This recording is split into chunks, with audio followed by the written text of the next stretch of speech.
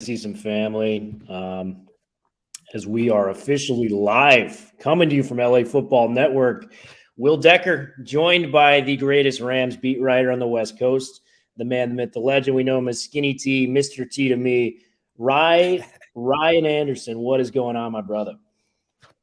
Oh, I'm doing all right. Another tough game for the Rams, but coming off the holiday weekend, good feelings from that for sure. Yeah, holiday weekend. I had a lot more good feelings than unfortunately today's game for the Rams. A tough one, 26-10, but there was a lot of encouraging signs. I think the defense kept, the Rams in the game for a large portion of it. They had that pick in the end zone that was phenomenal, allowing them to kind of take away some points from Patrick Mahomes. Had some, issues going early. That big Van Jefferson catch near the sideline officially overturned. That would have, moved the chains on that drive. So a lot of momentum was gone. And, just to kind of keep it a ball game with the Chiefs, with your third string quarterback, I think anytime that's the scenario, given the Patrick Mahomes, as we know, the Travis Kelce's and that offense with Andy Reid, that's such an achievement in itself. Give me your take on what we saw from the Rams today and any encouraging signs moving forward. Yeah, I think the encouraging sign going forward is that defense. In the closing last two quarters there, the Chiefs took it to the red zone several times, 5 or 6 times. Twice they handed it to him basically in the red zone, and that defense held stout, just giving up some field goals, holding the Chiefs to just 2 touchdowns. And we saw some positive signs from the pass rush as well. Which is, hasn't been there the entire season, but the last 2 games, it's really stepped up. They didn't get any sacks officially on Patrick Mahomes, but they were getting some pressure on him, and we saw him running around a little bit and trying to force some throws in there. So all in all, I think that defense put out a good showing. This is the Chiefs offense that put up over 40 points against the Bucs defense and against the 49ers defense earlier this year. So that's something to hang on to. We saw some good stuff from Bryce Perkins on a couple of drives. You look at the offense, you got third stringers along the front. You got a third string quarterback. You're missing Cooper Kupp. You're missing Allen Robinson. And they were able to string some stuff together. They only asked him to throw. I think he threw under 10 times in the first half. Ended up with 23 passes altogether. He put together that one drive that looked really good, but then he tried to keep forcing those passes, and that throwing game fell apart as they were trying to turn up the heat, trying to get some points on the board. But we also saw some pretty good things from the running game. Cam Akers had a decent game. Kyren Williams caught a nice pass out of the backfield, and of course Bryce Perkins with his wheels, he picked up a couple of critical first downs when their backs are against the wall on third down. So not all bad, considering the amount of injuries. I don't know if you saw early on that McVay almost took a haymaker to the face. So I don't know, what do you think? Not all in all bad. This is it's not the worst loss of the season, I'll tell you that. No, I think just to hang in there without the likes of a Stafford, without the likes of a Kupp. We just found out Allen Robinson is now out for the season after his ankle is going to have surgery on his foot. McVay just confirmed in the press conference after. So when you take away, most teams starting quarterback, it's hard to compete. Take away your backup quarterback too, just even kind of hang in there was very encouraging. That nice touchdown pass to Van Jefferson, late in the ball game to kind of make it a little bit more of a game. But I think for me, the rushing offense, looked better than it has in previous weeks. And the Rams had the fewest rushing yards in the National Football League this year, at 761 yards coming into this game. So for them to just generate something, and I know Bryce Perkins, the quarterback, he was able to do a little bit with his legs too, 9 carries, 44 yards. But you also mentioned, the likes of Cam Akers and Kyren Williams. Cam Akers, 8 carries, 37 yards, but he's averaging almost a 5 yards per carry clip there, which is very, very good in the National Football League. So keeping the positives going there, loved what I saw from that. And then, I mentioned just the Nick Scott pick in the end zone. Mahomes actually almost threw another pick in the red zone late in the game as well. It tipped off Juju Smith's hands, and the Rams almost hauled it in. So, just a lot of encouraging signs. Just putting that pressure on Mahomes where he didn't look like he was typically himself because of this Rams defense, and this personnel came out there and played well with Raheem Morris. So a lot of good positive signs off that. Moving forward, I want to kind of get this going towards the draft and what type of positions that the Rams could look at come the draft. There's so many different areas. Offensive line is something that we've talked about, previously before. Maybe they want to strengthen the running back room. Maybe they want to look at some places on defense. For you, what is the most area of need for the Rams moving forward? Because I think this was kind of the loss that put it over the top that the Rams will not be competing for the postseason in any regard.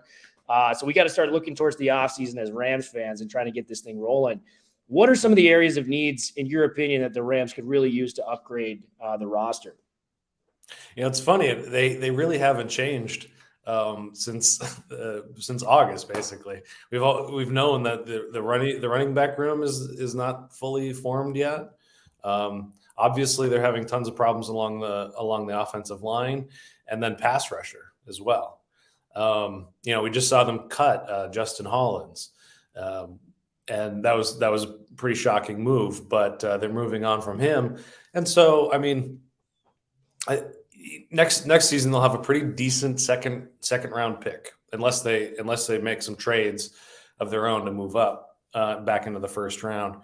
So if you look at like you'll know better than I will, but what are the positions that you can find in the second round that can make an instant impact? And I automatically think of running back just with Charbonnet being out there.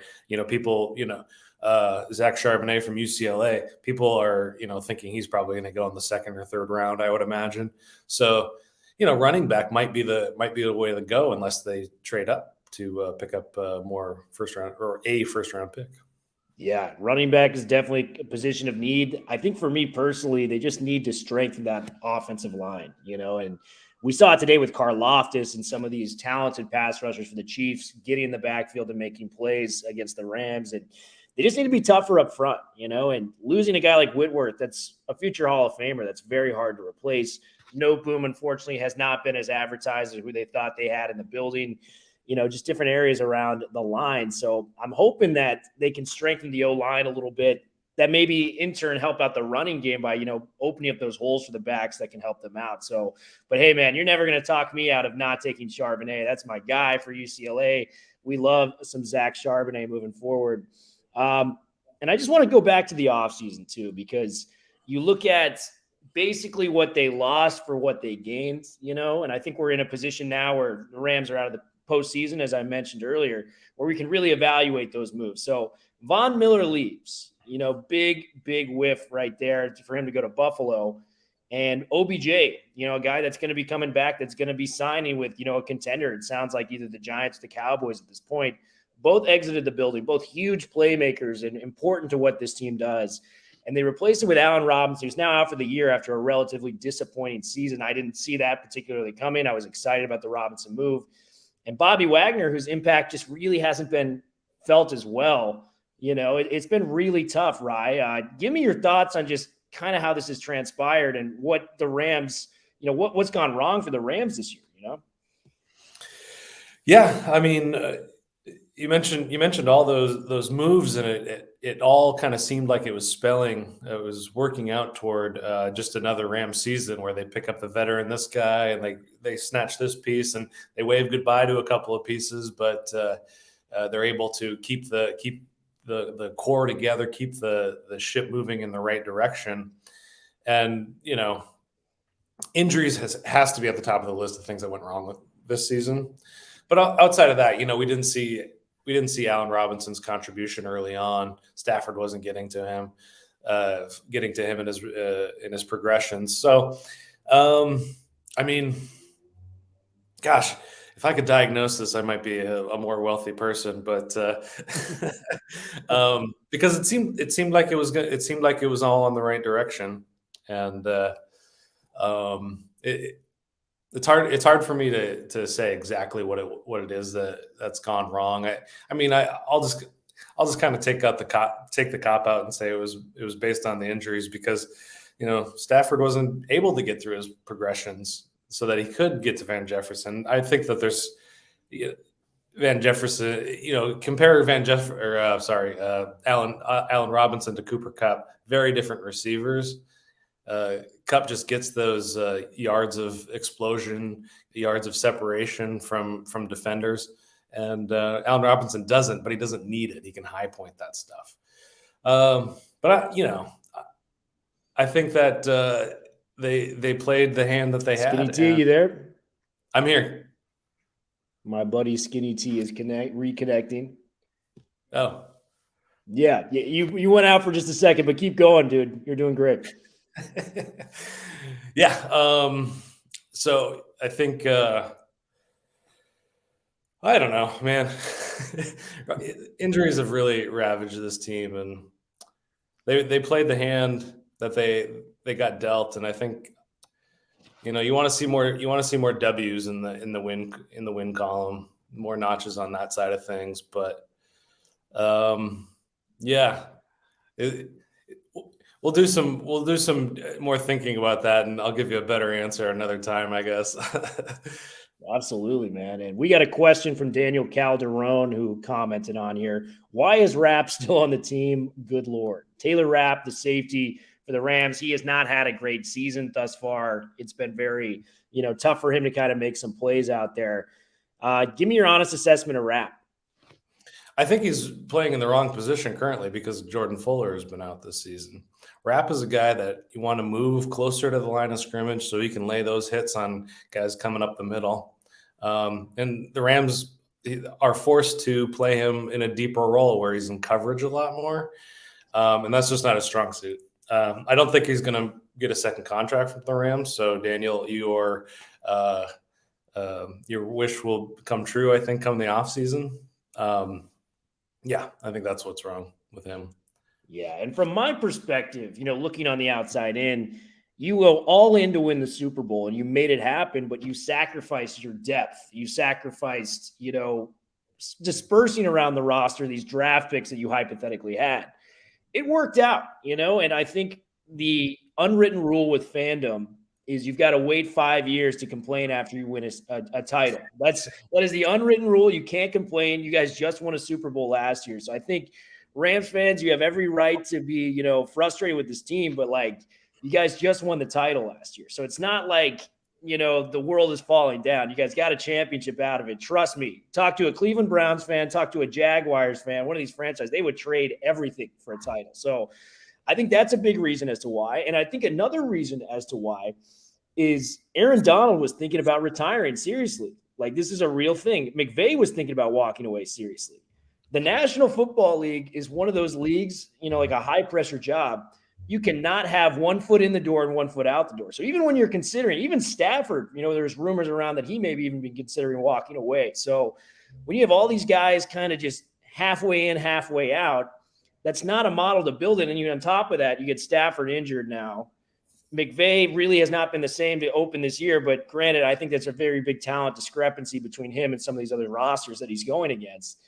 And Donald, for as good as he has been, he hasn't made some of those highlight reel plays that we've seen in the past from him being the dominant force going forward. Do you think that's a fair take, Skinny T, on my assessment of the Rams?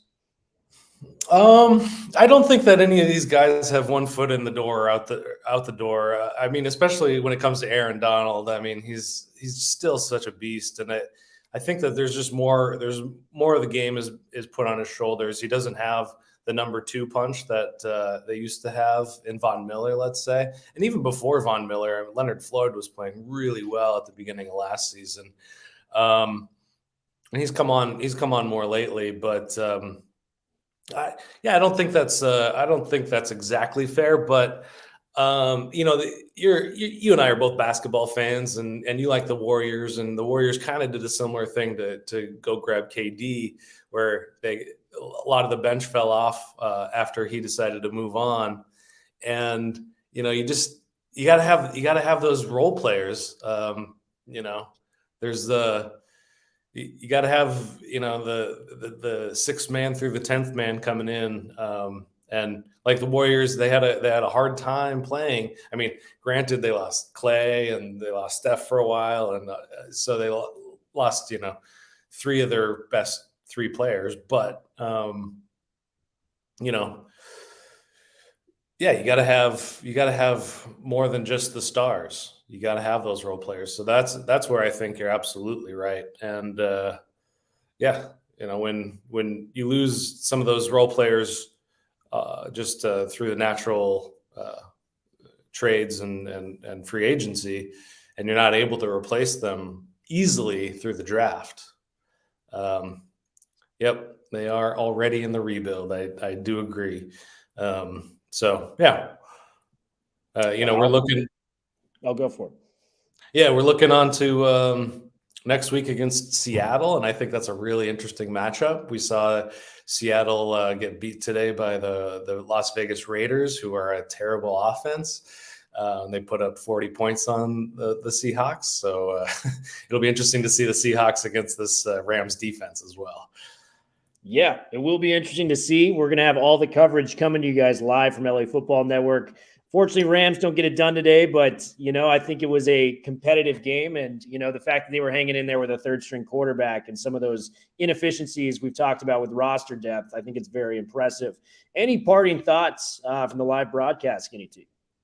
Yeah, I mean, keep an eye out on some of these young guys that they're really building around. I think your Ernest Jones, he made a heck of a play on Patrick Mahomes early on in the game where Mahomes was trying to make that move on the outside that he always seems to get. And Ernest Jones made him think twice about it and get rid of the ball a little early. Kyren Williams is another name that I'm pretty excited about, the catching ability that he's got, the blocking ability that he's got. He's only a couple of games in now, and he seems to be making a difference.